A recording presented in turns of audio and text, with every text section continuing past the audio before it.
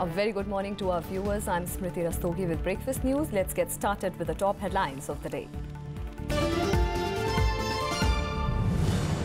Government launches website in attempt to fight black money. Finance Minister says number of people under tax net has increased by 91 lakh after note ban.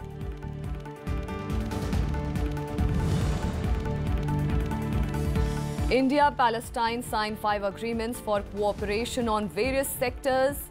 Palestinian president seeks India's help to resolve conflict with Israel.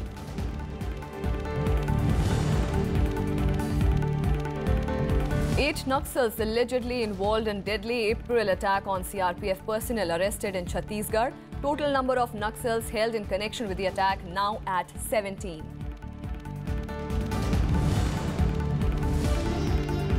US to consider talks with North Korea if it holds all nuclear tests. This was Washington and Beijing work on a new UNSC resolution targeting Pyongyang.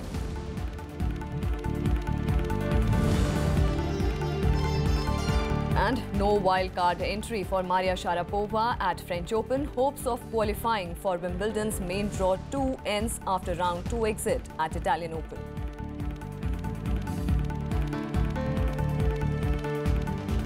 In a new attempt to fight black money, the government on Tuesday launched a website called cleanmoney.gov.in. The Income Tax Department will put up reports of raid on the website, while the government will rate defaulters from high to low risk. Details on the process by which tax defaulters are being identified will also be posted on the website. To help increase awareness about the tax compliance, information on high-risk areas like petrol pumps and jewelers will be given on the portal. Finance Minister Arun Jaitley said that as many as 91 lakh people have come under the tax net and want the black money hoarders and tax evaders to refrain from dealing in excessive cash and evaded money. He said that post-demonetization, digitization of economy and tax revenue have increased and that the portal will help honest taxpayers. Central Board of Direct Taxes Chairman Sushil Chandra said that as many as 1 lakh people are under the high-risk bracket and an enforcement action has already been initiated. जिन लोगों का इन्होंने data mining के through detection किया है, लगभग 18 लाख के करीब लोगों का, जिनका इनकम प्रोफाइल और कैश डिपॉजिट मेल नहीं खाता, उनकी ये क्वेरीज अलग है। तो ये जो 91 lakhs additional returns आई हैं, ये और संख्या बढ़ेगी। What we have done so far, we want to make it public. We are putting it on this portal. That what we are doing, what we have done so far, what is the percentage of persons whose account the money has been deposited, what is their profile. We want to put another things that how this modus operandi have been adopted by the persons, whether how the petrol pumps, how the jewelers, how they have adopted the methods by which they have concealed. And the CBI on Tuesday raided the residences and offices of former Finance Minister P. Chidambaram and his son Karthi Chidambaram. The raids were related to the alleged favours granted to Peter and Indrani Mukherjee's INX Media in getting clearance for foreign investment when Chidambaram was the Finance Minister in 2007. Reacting to the raids, Chidambaram said that the government was trying to muzzle his voice. The CBI on Tuesday conducted searches at more than a dozen places, including properties of former Finance Minister P. Chidambaram and his son Karthi Chidambaram. The searches were in connection with the alleged criminal misconduct involving approval for foreign investments. They were conducted at 17 places across Mumbai, Delhi, Chennai and Gurugram. The investigation also included the residence of former media baron Peter Mukherjee. We are conducting searches today. We are at the initial stages of investigation. As the evidence comes forth, as the facts come forth, we will definitely be examining and taking all action that is required as per law against those people against whom incriminating evidence comes to light. The CBI is investigating charges that former Finance Minister's son Karthi Chidambaram's company received kickbacks from INX Media that was founded by Peter Mukherjee. The complaint said INX Media got Foreign Exchange Promotion Board clearance for investment worth 4 crore rupees, but eventually received 305 crore rupees when Chidambaram was the Finance Minister.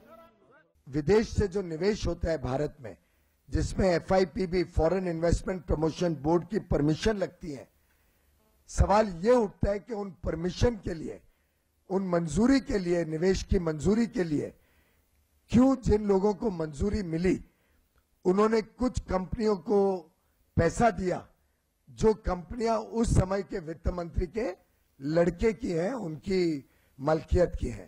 Reacting to the CBI operation, Chidambaram said that he had done nothing wrong and that the government was using the CBI and other agencies to target his son and friends. He also said that government's aim was to silence his voice and stop him from writing. Bhajpa का गठबंधन तो CBI से है, ED से है और उन सारी सरकारी एजेंसियों से है जिन्हें वो अपने मुखौटों की तरह प्रतिशोध और बदले के लिए इस्तेमाल कर रहे हैं। उनको मुबारक। हमारी आवाज जितना दबाएंगे वो और बुलंद होगी। The CBI alleged that Karti Chidambaram used his influence with the finance ministry to help the company scuttle the probe against it. The FIR doesn't name P. Chidambaram but refers to his role in the deal. Karti Chidambaram is also facing money laundering probe linked to the Aircel Maxis deal, with searches being carried out at his offices in the past. Bureau Report, Rajya Sabha TV. Meanwhile, the Income Tax Department also conducted raids and surveys at 22 locations in Delhi and Gurugram on charges of Benami land deals involving RJD Chief Lalu Prasad. A team of about 100 Tax Department officials and police personnel conducted searches at the premises of some prominent businessmen and real estate agents in Delhi, Gurgaon and Rewari. Searches were also conducted at the premises of the son of the RJD MP, PC Gupta. The BJP accused Lalu, his daughter Misa Bharti and his two sons of having a prime role in Benami land deals worth thousands of crores in Patna, Delhi and other cities. Union Minister Ravi Shankar Prasad alleged that these transactions were a case of quid pro quo as they date back to the period when Lalu Prasad was the railway minister. Lalu Yadav, however, termed the raids as a conspiracy by the BJP, saying the party did not wanted him to hold a Grand Alliance rally in August. The raids came hours after Bihar Chief Minister Nitish Kumar said that if the BJP or central government had evidence of Lalu's corruption, they should proceed with action.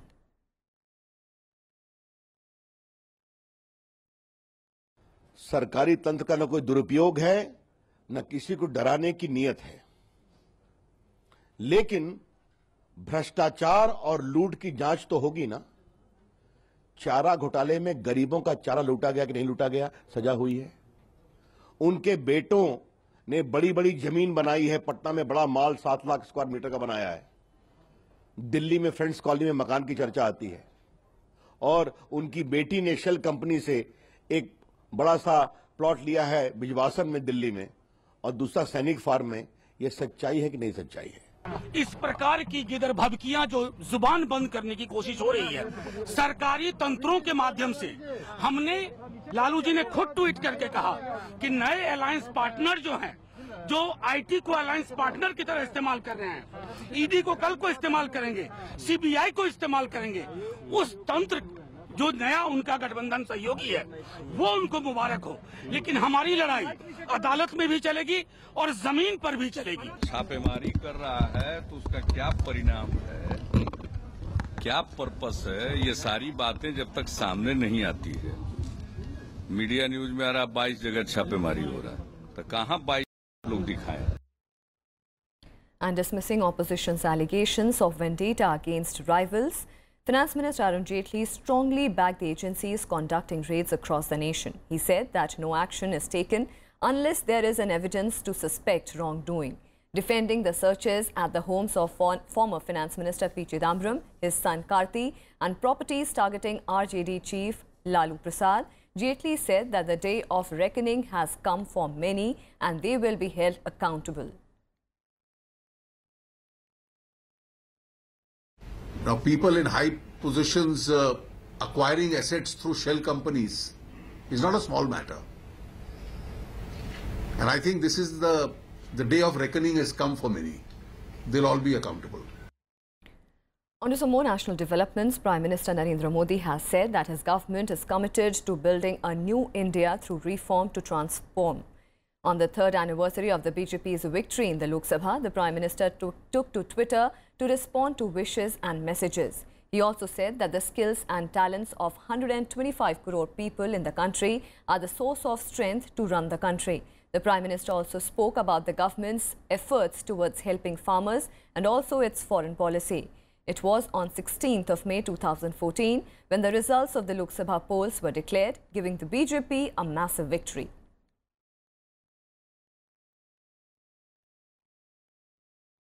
The main opposition party has come down heavily on the NDA government on its completion of 3 years in power at the centre. Alleging non-performance in several areas, Congress has accused the Modi government of not fulfilling the promises made during the Lok Sabha polls in 2014. With the NDA government completing 3 years in power at the centre, the young leaders of the Congress party fired salvos at the ruling dispensation. The main opposition party showcased what they say are the 30 failures of the BJP-led Modi government at the centre and accused the ruling party of creating an atmosphere of intolerance. Party Vice President Rahul Gandhi took to Twitter and asked the government what it was celebrating after 3 years in power. He alleged there were only broken promises and non-performance. झूठे मुकदमों के लिफाफों पर, नाटकीय भाषणों पर, प्रचार और प्रसार से, लीपापोती सरकार से कुछ जीत खड़ी की है उसने। 3 साल की उपलब्धियों में अपने दल की जीत और देश की हर मोर्चे पर हार तय की है उसने। हाँ, ऐसे ही कुछ जीत खड़ी की है इसने। Congress leaders alleged that the NDA government has not taken significant steps to improve the condition of farmers, provide jobs to the youth and curb the incidents of violence against women. सबसे ज़्यादा जो पीड़ा और दुख किसी को आज झेलना पड़ रहा है वो इस देश का किसान का वर्ग है और पूरे देश भर में आज किसानों की जो हालात हैं उस पर ना तो कोई व्यक्ति उसको रेखांकित कर पा रहा है और ना वो प्रबल तरीके से मुखर होकर आवाज़ बाहर आ रही है। Out of the 660 centers, only 20 centers have been set up. The Nirbhaya fund hasn't been spent at all. And the NCRB data says that 22.2% rise in rape cases as of today. Congress also raised questions on the NDA government's foreign policy and internal security. मौसम की तरह इस सरकार की विदेश नीति बदलती रहती है। क्या मोस्ट फेवर्ड नेशन की जो ट्रीटी है उसे हम वापस नहीं ले सकते? क्या उनको एक आतंकी देश के रूप में विश्व पटल पर उजागर नहीं कर सकते? लेकिन इनकी कथनी और करनी में जमीन आसमान का फर्क है। क्या यही राष्ट्रवाद है? क्या इसी राष्ट्रवाद की बात करते हैं जहां हमारे सीआरपीएफ के जवान रोज मारे जाते हैं? कि मुद्दे लोगों को छूते हैं, जो सचमुच में राष्ट्रता की बात करते हैं वो मुद्दे नहीं आते हैं। Congress has also said that it plans to take these issues to the people in the remaining term of the NDA government. Vishal Dahiya's report for Rajya Sabha TV. On to some more news. As the hearing on Triple Talaq entered the 4th day on Tuesday, the All India Muslim Personal Law Board told the Supreme Court that the practice is a matter of faith for Muslims, just as significant as Lord Ram's birth in Ayodhya for Hindus. The board added that Triple Talaq has been in practice for more than 1400 years and hence the question of constitutional morality and equity did not arise. The All India Muslim Personal Law Board on Tuesday defended the practice of Triple Talaq in the Supreme Court. The board asked how can a 1400-year-old practice be branded unconstitutional. It also questioned the centre for calling the practice un-Islamic. Appearing for AIMPLB, senior lawyer Kapil Sibal said it was a matter of faith and the top court should not interfere in one's faith or belief. The Muslim body also equated Triple Talaq with the Hindu belief that Lord Rama was born at Ayodhya. Meanwhile, the bench also questioned the AIMPLB on the position of e-divorce in Islam. 3 तलाक women rights के खिलाफ है, children's right के खिलाफ भी हो सकता है और है यकीनी तौर पर इसलिए कि उनके हुकूक मारे जाते हैं, लेकिन उसे असंवैधानिक करार देना, अनकॉन्स्टिट्यूशनल करार देना ये बिल्कुल गलत है। इसलिए कि कॉन्स्टिट्यूशन में तो बहुत सी ऐसी चीज़ें हैं कि जो बहुत सी चीज़ों को कवर करती हैं, तो मैं इसको तस्लीम नहीं करता रोहित तकी साहब की। दूसरी बात यह है कि उनको नए कानून बनाने की कोई ज़रूरत नहीं है। एक सिर्फ सुप्रीम कोर्ट अगर बैन लगा देती है 3 तलाक एक साथ देने पर, तो कानून बनाने की क्या ज़रूरत है? On Monday, the centre assured the apex court that it will bring a law on Muslim marriage and divorce if the practice of triple talaq is made invalid. इसमें समानता के अधिकार का वायलेशन है। भारत का संविधान जो है, अगर कोई भी पर्सनल लॉ है और इस तरह का लॉ जो भारत के संविधान के खिलाफ नहीं हो सकता, भारत का संविधान सर्वोपरि है। और इस संबंध में भारत सरकार ने भी अपना हल्फनामा पेश करके अपना पक्ष सुप्रीम कोर्ट के सामने रखा और साफ कहा है कि ट्रिपल तलाक का जो नियम है वो मुस्लिम बहनों के साथ, बेटियों के साथ में ये अन्याय है, ये जेंडर इनजस्टिस है। Tuesday was the fourth day of hearing on a series of petitions challenging triple talaq, polygamy and nikah halala in the Muslim community. Bureau Report, Rajya Sabha TV. And with that, time for a very short break. More national, international and sports news on the other side. Stay with us.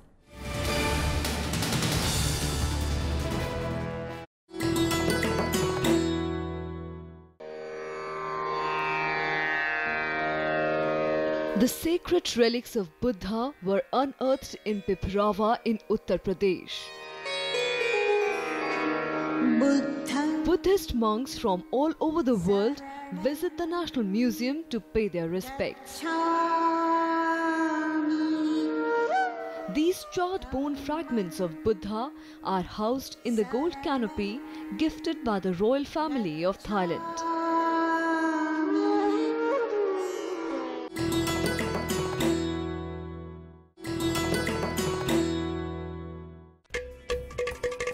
Ghata, one of the oldest and most unique percussion instruments of southern India.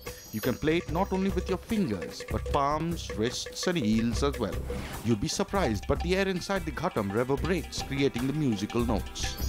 5 elements of nature, earth, water, air, fire and space make up the composition of this beautiful musical piece, which has found an apt place in most of the ancient books.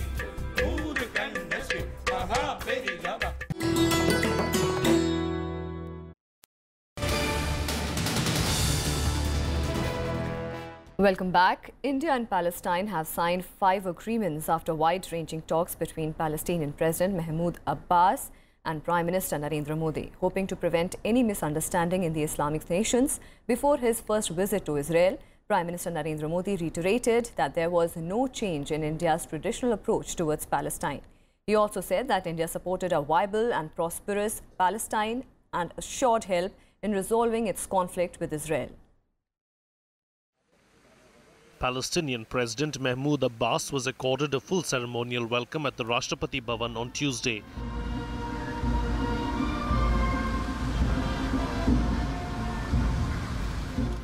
Later, in a summit-level meeting with Prime Minister Narendra Modi, the two sides signed 5 agreements for development partnership and reconstruction of conflict-ravaged territory of Palestine.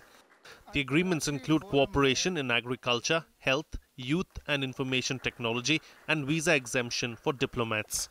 At the bilateral level, India is committed to be a useful development partner of Palestine.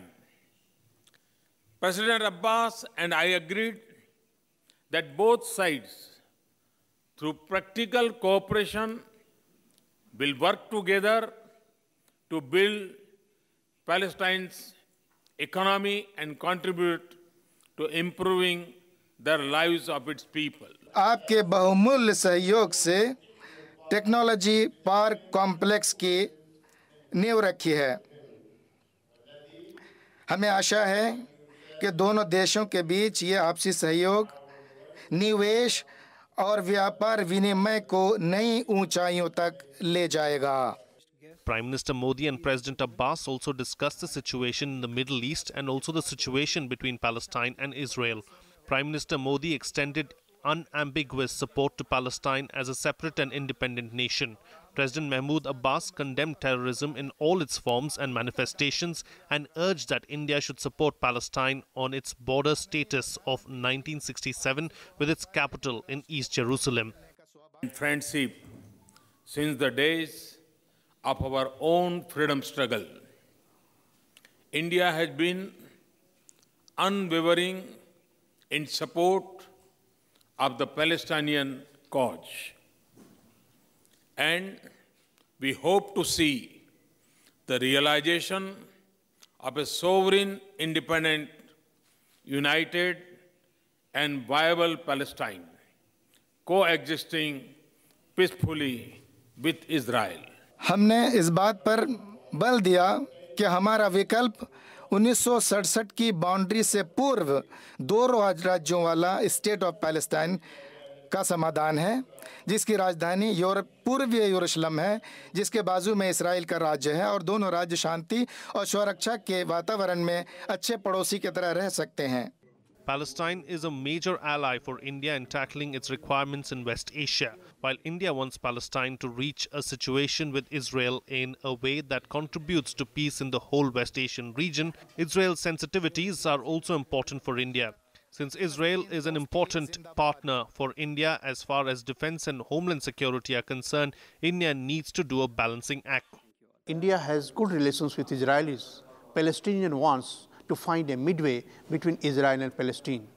It will be interesting to see that how Israel responds to it when Prime Minister Narendra Modi goes to visit Israel in July. Akhilesh Suman for Rajya Television with camera person Manoj in Delhi. And talking about some more national news, 8 Naxals allegedly involved in the attack on CRPF personnel last month have been arrested from 2 places in Chhattisgarh's Sukhma district. With this, the number of ultras arrested for the April 24th attack has risen to 17. They were arrested during a joint search operations carried out by Cobra and the District Police Force. Cobra of the Commando Battalion for Resolute Action is a specialized unit of CRPF. The arrested rebels were part of the Maoist group that attacked a contingent of the CRPF personnel belonging to the 74th Battalion of the Paramilitary Force in Burkapal area of Sukhma district. 25 troopers were killed in the assault. Besides, they were reportedly part of the Maoist squad that killed a former Sarpanch of Burkapal on March 7th this year.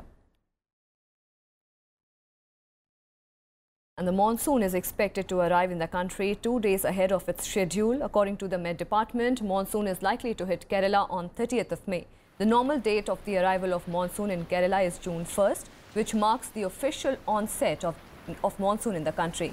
The IMD, which has predicted a normal rainfall this year, said the southwest monsoon has advanced over the Andaman Sea. The monsoon arrived in Andaman on May 14th, 3 days ahead of its scheduled arrival. The department says that the conditions are now becoming favorable for the further advance of the southwest monsoon. Countries around the globe reeling from the fallout of the ransomware attack are trying to contain the damage. The malware has spread across 150 countries since last Friday. However, now its impact is slowing down with just a few reports coming in of fresh attacks globally. In Asia, India was the 3rd worst hit nation by ransomware WannaCry, as more than 40,000 computers were affected, even though no major corporate or bank reported disruption to their activities. The top 5 cities impacted by the virus are Kolkata, Delhi, Bhubaneswar, Pune and Mumbai. Corporate world was back on its feet across the globe after more than 2 lakh computers were affected by the virus. Even as the situation in Europe is reported to be stable, researchers are now looking keenly to identify cyber criminals behind the attack. In a significant discovery, an Indian origin researcher at Google has linked a North Korean hacking group to the latest attack. Ransomware has been around for a while, but the big difference here is the scale. Just the magnitude of the attack here is tremendous. We're talking 200,000 computers across 150 different countries. So this is really the biggest cyber shakedown in history. As of this morning, it has reached approximately 150 countries and infected more than 300,000 machines. The good news is the infection rates have slowed over the weekend. India is not at all the victim of the attack in the manner other countries of the world are facing today. But yes, we are keeping a very close watch. As per our information up to date, there has been isolated incidents in very limited areas in Andhra Pradesh and in a very limited area in Kerala. And right now we've uncovered a couple of what we would call weak indicators or weak links between WannaCry and this group that's been previously known as Lazarus. Lazarus was behind the attacks on Sony and the Bangladesh banks, for example. But these indicators aren't enough for us to definitively say it's Lazarus at all yet. And shifting our focus on the international front, the United States has said that it would consider talks with North Korea if it halts all nuclear and ballistic missile tests. Speaking to the media after a UNSC meet regarding Pyongyang's latest missile test, Washington's envoy to the United Nations, Nikki Haley, said the US will be ready to talk after a total stop of the nuclear proceedings. On Sunday, North Korea launched what appeared to be the longest-range missile it has ever successfully tested, sparking global alarm. Pyongyang said the missile Hwasong-12 was capable of carrying a heavy nuclear warhead. It also dismissed the UNSC condemnation, saying that the missile test was a legitimate defense against US hostility.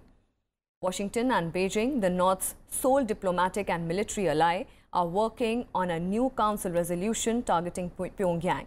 US envoy Nikki Haley also warned that Washington could target and call out countries supporting Pyongyang, hinting at Russia that had claimed that the West must stop intimidating North Korea.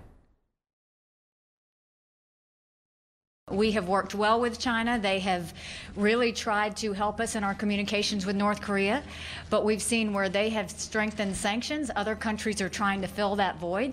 And I will tell you that if you are a country that is supplying or supporting North Korea, we will call you out on it. We will make sure that everyone knows who you are, and we will target those sanctions towards you as well. U.S. National Security Advisor H.R. McMaster clarified on Tuesday that President Donald Trump's conversation with Russian diplomats about classified information was wholly appropriate. It marked the latest effort by the White House to rebut a Washington Post report that Trump shared highly classified information with the Russian Foreign Minister Sergei Lavrov and Ambassador Sergei Kislyak. McMaster didn't dispute that Trump shared information but called it wholly appropriate given the purpose of that conversation.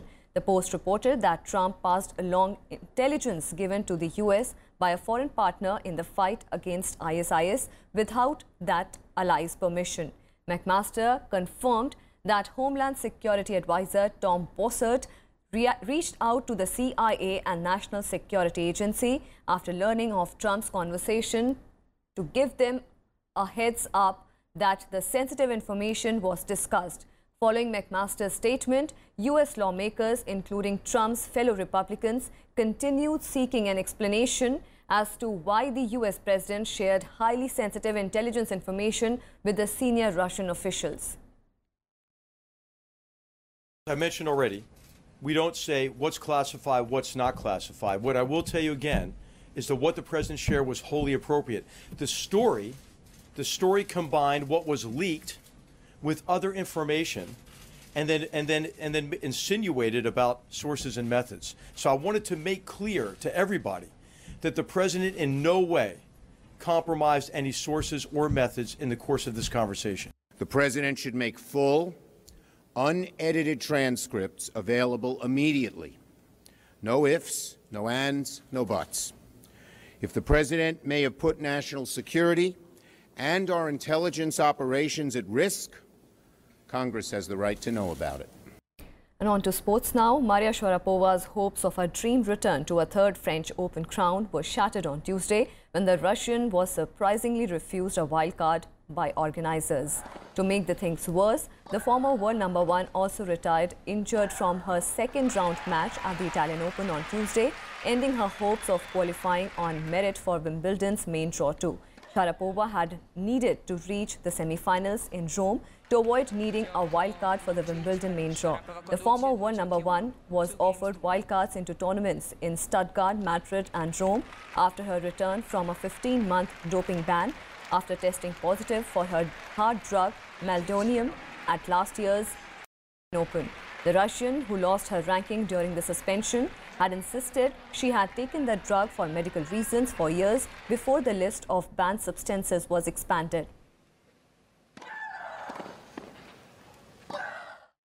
And that's all we have for you in this edition of Breakfast News. Keep watching Rajya Sabha television.